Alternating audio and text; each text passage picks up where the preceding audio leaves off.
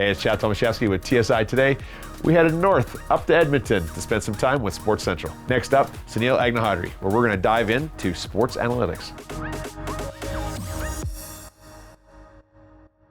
We're talking about the tech changing your business. I'm Chad, and this is TSI Today. Hey, it's Chad Tomaszewski here, back with TSI Today. Here with our final guest before we head into our round table. Sunil, thank you so much for being part of this. Thanks for having me. Appreciate it.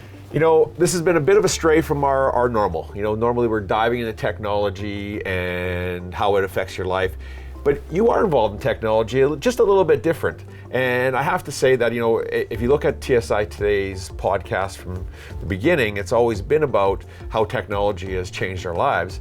And I think that what you do is a great example of that. Can you talk to us a little bit about sports analytics and how you're getting this information? Yeah, absolutely. So I'm like a lot of Canadian kids where I grew up just loving hockey, watching hockey. And you know, as fans, we love watching the game. We love, you know, going to games and, you know, buying merchandise, all that. But as fans, we always want to do more, right? We want to get involved with the game as much as we can. So, you know, think back to when you're a kid and you're collecting hockey cards. And then as you get older, you might get into fantasy league and things like that. Or, and then eventually you also want to have a voice. Something that Mark was talking about earlier is that fans always want to have a voice to express their opinions and thoughts on things. And so I was, you know, probably in, I would say, high school when, you know, message boards started coming out online. And that's where I started to learn more about the game, get other people's ideas. So that technology really changed how I saw the game, how I perceived it. And then over time, these other new tools were coming out and people were talking about these advanced statistics and things like that, and just different way to analyze the games. Because you can read the paper, you can watch the experts on TV, and they provide great insight. But as fans, there's always this craving for a little bit more. You know, I want a deeper dive, I want deeper analysis. And so then being able to go online and finding that data, answering those questions that you might have, combining that with what you see and what you hear and what you read in the papers, it's really changed how you view the game, how you enjoy the game. And so analytics has just been that. It's been a way for people to engage with the game a little bit differently. And for me personally, like, it's just been so much more enjoyable when you can combine what you're seeing with, you know, what the data is telling you, what others are saying. And it really has just completely changed the way I get to experience the game, which has been awesome. That's great. So what technology are you using or to get all that data together? Is it really just an Excel spreadsheet? Well, I feel like you're just this master mathematician that is making all these calculations in your head to get all this data out to us as quickly as possible. I wish that was the case. Really, I know early on in my career at work, I was learning about, you know, SPSS, which was like a statistical package for social sciences, which is just an old package that I don't even know if people use anymore. But I was starting to learn how to use Excel, Microsoft Access, SQL, these types of tools that are used to, you know, analyze data. But then over time, you can learn about things like Python and R and these other ways to, you know, dive deeper into data and analytics. And so now for me personally, because there's other websites out there, there's other tools out there that are readily available, I still use my own databases. I have my own that are set up. But then there's all these fantastic sources online like Natural Stat Trick and Puck IQ and things like that. And so really, that's really where I get my data. It's unfortunate because the NHL themselves haven't provided that data until only recently. But for the past 15 plus years, it's just been fans that have figured out how to go to the NHL website, scrape the data, and then put them into new data sets that people can go and analyze. And so that's really my go-to source, is finding this information. And there are times where I need a specific metric or something that's just not out there, but is an idea that was sparked in a discussion with somebody. And I do have to reach out sometimes to one of my friends who is a coding expert who can, you know, build this table for me. So it's a lot of, you know, exploring what's out there online, then also building your own networks to find people that can get you that data, and then going from there. I find it so interesting that, you know, you get McDavid, for example, takes a wrister and off the post, and immediately we have the analytics that this is the 8th time he's hit the post this year, 37th time in his career, maybe, and obviously it's a lot more than that probably, but it's so fast, so it's so easily at our fingertips. I have to ask, like, do you often get players come to you and want to go through their stats so they can go, hey, I'm most accurate when I'm hitting, the 3-hole, as I'm getting most of my goals inside there, or they're reviewing tape and they're going, okay, my analytics, my stats are saying that I'm doing this a lot. How do I change that? Do you get that a lot? Not directly from players, because I feel like players themselves, they're more concerned about what their coaches have to say, right? But from other NHL front offices and teams like that, people who work in the game, they've reached out to me once in a while about something that I've written or something that is out there that they want to check with me on stuff. So I've done some things on the side like that.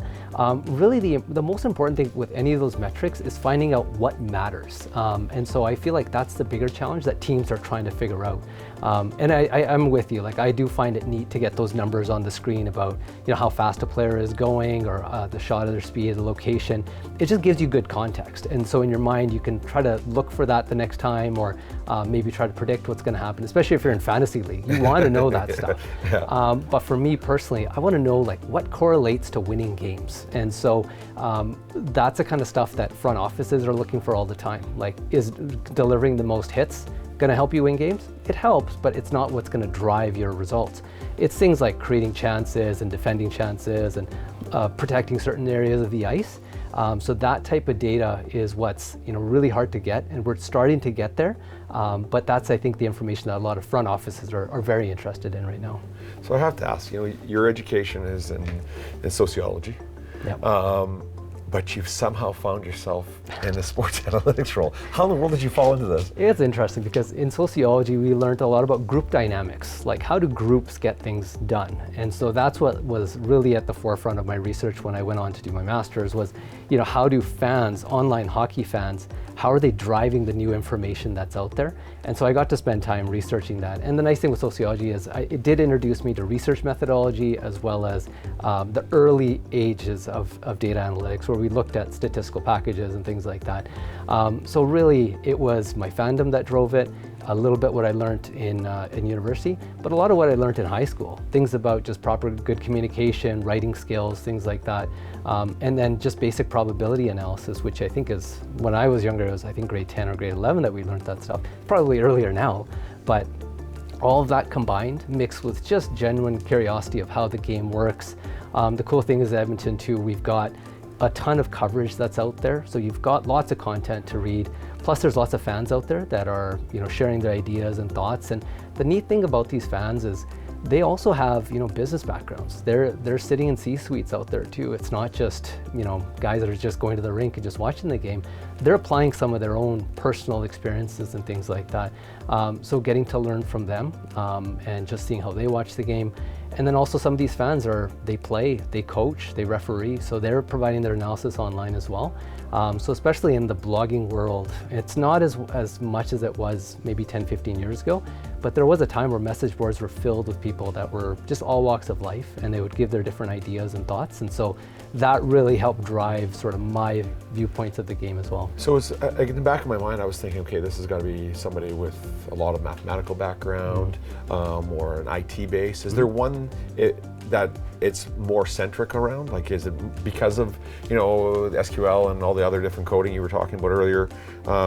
Is it more of an IT-based knowledge that you would need to do a sport like, or not sport, but is it more of an IT-based education that you would require to do something like this, or is it more mathematics? It's a little bit of A, a little bit of B, but I'd also throw in the number one thing that you need if you want to get into analytics or blogging like I've done, or getting to do that cool stuff. You got to start with communication skills, because really you have to know when you have all this information, all this data, you got to know how to present it. I mean, if you're getting all this data, you might have amazing stuff at your fingertips, but if you can't communicate it and put it into context and present it in a way that, pretend you're writing to somebody who works in the front office. He or she is not going to care about the tables and all that. They need to know what is the problem you're trying to solve, why is that important, and then you provide that extra context. So I would always start, communications is massive, but then a lot of it is the tools that you use. It's more of the IT side, because again, the math knowledge that you need is about probability analysis. So it's not like you need like a master's in statistics or anything like that. So I feel like it's a IT heavy first, and then the mathematical analysis. You would need to know what to do with that data. So it's a little bit of both for sure. That's crazy. I never thought, when I was trying to shoot a puck as hard as I possibly could, because I thought that was the most important thing, that there's so much science, but in every sport there is. And I just, it's fascinating to me that we can actually do this for a career. It's great. Yeah. Last question I ask all my guests is, for the young viewers watching today that want to get involved in a technology-based business of some kind, they wanted to follow your path, what could they do to get started? Well, what I get to do is, this hockey analysis stuff. I have my own website. I get to do work with the Nation Network with writing there. I do some work with CBC Edmonton News on a weekly basis or a monthly basis. That's all fun and great, but none of that could happen until I had a foundational understanding of the real business world. And so anyone who wants to get into hockey analysis or analytics or things like that, I would tell them to go refine your skills in an industry, any industry, whether it's communications or the energy industry, healthcare, where you can actually build your skill set first. How do you work with databases? How do you communicate the information? How do you apply statistical analysis? I would always advise go into a real world job, a real industry job, refine your skills, and then look to work in sports. The unfortunate reality is there's not a lot of jobs in sports industry. You really have to carve out your own role. And so if they do want to push ahead, you need to build your own brand. You got to build your own website. And then if you want, freelance for other websites or whoever contacts you. But really the number one thing is build your skill set. Work in an industry that's a little bit more stable, that will give you a good income and will maybe even pay for education. And then start looking into things like sports analytics, because it's always going to be there. It's always going to be something that you can pursue. But just that it's so important to have that foundational concept before you get into that. That's great to know.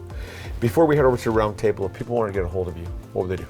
Check out my website, thesuperfan.ca. I'm also on every app you can think of, whether it's Blue Sky, Twitter, Facebook, I'm all there. But number one is just go to my website, thesuperfan.ca. Awesome. Sunil, thank you so very much. Hey, thanks, Appreciate Chad. it. Appreciate it. Thanks for watching TSI Today. Catch up with us next time when we learn more about technology changing business today.